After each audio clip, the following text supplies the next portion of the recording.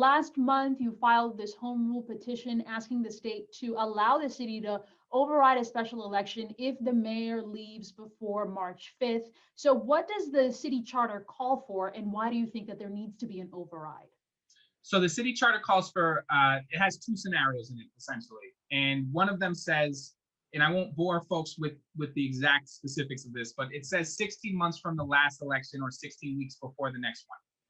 16 months is exactly March 5th. And what happens is, for scenario one, if the mayor leaves before March 5th, there would be an election, a special election within 120 to 140 days, which would have a preliminary 30 days before that. So you could be talking about the earliest day you could vote is within 90 days, with an election 120 days, the general, 30 days later.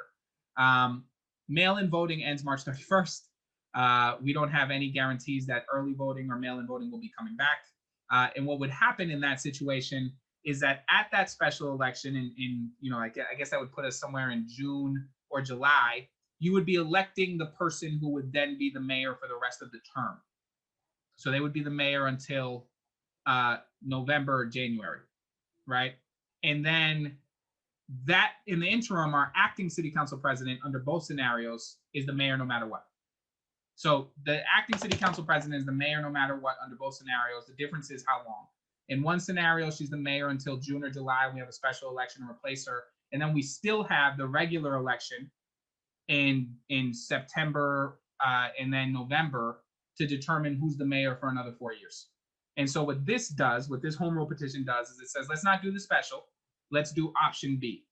Option B in the charter is if he left after March 5th, acting council president Kim Janey would be the mayor until November when the next election happens. So let's just do that and not, in a state of emergency, create a scenario where we have 3 mayors, possibly 4 mayors in the course of less than a year, and we have 4 elections in the course of 5 or 6 months.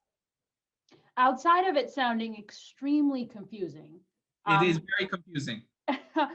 What's the other problems of holding multiple elections? Something like this has been done before, right? The state approved Lawrence to waive its special election. The state approved it, and then the judiciary, and this is really important, the judiciary upheld it. Somebody sued and said that's not legal, and the state judiciary system threw that out and said, yes, it is. And so what happened in Lawrence was that Mayor Rivera received a new post, and they had a similar scenario to us. They had 2 options. After a certain date, the person who's city council president would be the mayor until the election, or you could have a special. So that's the issue that we have. And so we're going to try and get away from a special, because the reality is, for in-person voting scenarios, for the same seat, within 5 or 6 months is an incredible health risk. We're talking about actually trying to staff each election. So the preliminary, the final, each one requires about 1,600 to 1,800 people. The average age of those folks at those elections staffing them are over 55 years old. We vote in senior centers, community centers, in schools. And when we move so some people might say, well, why not just, do that anyway? The reality is, when we move somebody's from voting location from a senior center, because we have to, because of COVID, you are now telling somebody who's voted in the same place for 2 decades, you now have about 90 days to inform them in the middle of a pandemic that they have a brand new voting center. It causes what we call disenfranchisement. And this is a problem we have with special elections all the time, where when you have a quick election or a rushed election, which is what special elections tend to feel like, fast elections, you end up disenfranchising large portions of the community that are just trying to survive. A community that, frankly, Latino, Black community, socioeconomically disadvantaged communities that have borne the brunt of this pandemic, that have, sitting in Boston alone, we've had over 1,000 deaths. Mm-hmm. Some of those folks are breadwinners. Some of those folks are people's parents, grandparents. Some of those folks are people's children. And we're asking them, in a scenario where they're dealing with the grief process, where they're trying to figure out how to keep their lights on, when they're trying to keep their businesses open, when they're doing all of those things, now they also have to remember 4 specific election dates for the same seat. They have to find a way to get to a polling place in the middle of a pandemic. And frankly, you said it's confusing. It is. We also have city council elections. I am on the ballot this year. I would be on the September, November ballot. So you're also going to have candidates like me who are asking people to vote for them on these different dates than when the mayoral special election would be. And if you're a person trying to survive, trying to make it through that, you're going to get all of these different dates, all of this different information. on top of being just incredibly unsafe from a health standpoint, it's also incredibly confusing for voters, and it tends to make it so that they don't participate, or that they participate in less numbers because of the situation and the scenarios that we're under now in COVID. And so setting it up so that there's one date for every election to happen, our city council elections and the regularly scheduled mayoral election will be on September and November, I think is a benefit to the democratic process. It's a benefit to stability, and it's a benefit to the city's health. So tomorrow you will vote on this, right? Yes, tomorrow it goes on the floor for a vote. So how many councilors do you know are approving of this? Right now, we know the three people who are running for mayor are on the city council. And it was argued before when you guys had a hearing that this would benefit a number of people. There were certain different scenarios that it would benefit the acting mayor because it would give her more time in office. That would benefit those who have declared their candidacy because they're already established.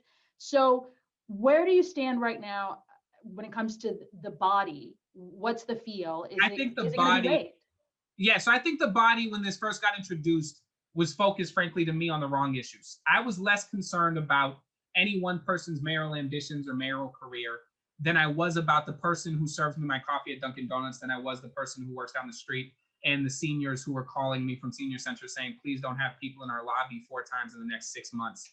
And so for me, I think when we were having these conversations, I was having conversations not just with my colleagues who were initially, I think, very focused on who they believe this benefited and who they believe this didn't benefit, which, by the way, I will just say is entirely speculation.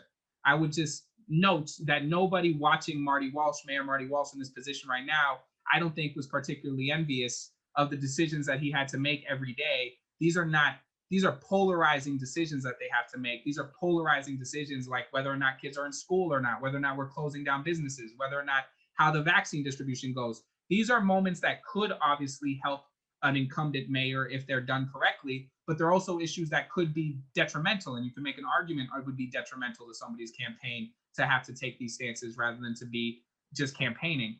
But that's neither here nor there. The initial discussion with the council, I think, was too focused on the people in that chamber who are running for mayor and not focused enough on the city of Boston and the ways that this would impact them. After we had that hearing on Tuesday of last week, we had about 4 hours of a hearing. There was one person who said they weren't sure if this was the right thing to do. There were dozens and dozens and dozens and dozens of individuals who called in with real life situations that they were experiencing and why they believed that this was the right thing for the city of Boston to do. I think that grounded the council in what we're there to do, which I think is to serve constituents, not any one person's mayoral career. And I think we'll see that that will bear out in the way that they vote tomorrow. So what happens next after tomorrow? So after tomorrow, I expect this to get approved. I expect this to be, if not unanimous, and those who vote nearly unanimous. At that point, it goes to the mayor's desk. The mayor has 10 days to send this to the State House. My hope is that he does so quickly. Once it gets to the State House, it goes from the legislature, the State House, to the reps, to the Senate, and then to the governor's desk to sign it. The governor's already indicated that if it makes his desk, he will sign it. And just for context, when Lawrence did this, it took about 48 hours for it to go through that whole process. Okay, so we can move quickly. Happen fairly quickly. So it could move quickly. That's not the normal pace for a home rule petition, but I think everybody understands these are emergency situations and it's time dependent. Obviously, we don't know when the mayor is going to leave. And so my hope is that everybody acts with the urgency that requires. Before I let you go, can you share with us anything that could help maybe the people of Boston prepare when it comes to the vaccine rollout? We've seen, the governor has been criticized because of it. We're seeing the numbers come back on the vaccine distribution, and, we're seeing it go to more white populations and communities. So where does Boston stand when it comes to the vaccine rollout? And what is the council doing to make sure that there are more vaccine sites across all neighborhoods? So I just had a conversation today with the city, the administration currently about this issue, because I am the chair of public health. And one of the things I will say is we don't have enough vaccines. We need more vaccines, frankly, that's part of the problem. But two, I've had very real issues. I know other elected officials have expressed their concerns with the locations and the lack of vaccination sites. I represent Hyde Park, Mattapan, and Rosendale, which if you look at the city of Boston for COVID positivity over the course of this pandemic. Mattapan and Hyde Park have gone between 2 and 3 in neighborhoods for the entire city at any given time. I think East Boston is the only one that has been higher. And one of the things about my part of the district is, this is something that most people would probably take for granted, but we're talking about seniors, 75 and up. They can't get to locations. It's not easy for them to just drive to a location. They have to be driven. I have a father who is 72. I have seen my father 4 times in the last year out of the fears of putting them in a situation where he might contract COVID from me. And so when we're talking about how do we get vaccinations to seniors and how do we make sure that Latinos and communities of color, African-American communities like Mattapan are receiving access to this vaccine, part of that is making sure they can get there. Getting to Fenway from a place where we don't have trains, where you have to take buses in the snow, in the sleet, in these kind of treacherous situations is not easy for 75-year-old folks to do. And if we're not creating methods for them to get there, if we're not using the ride, if we're not creating ways to do that, then we're going to see and continue to see these numbers not work the way we are. The other issue is I believe we're just starting to set up a call center now. Most 75-year-olds and up are not tech savvy. And so this goes down to who has access to tech, who has access to the ability to use that amount of time to sit in front of a computer and try to book these kind of things.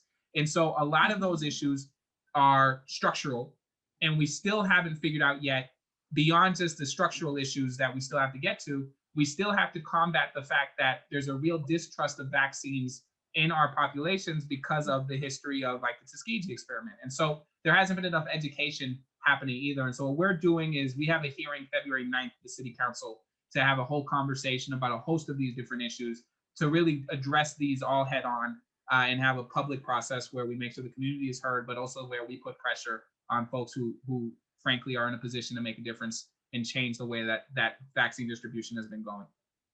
Councilor Ricardo Arroyo, thank you so much for your time today.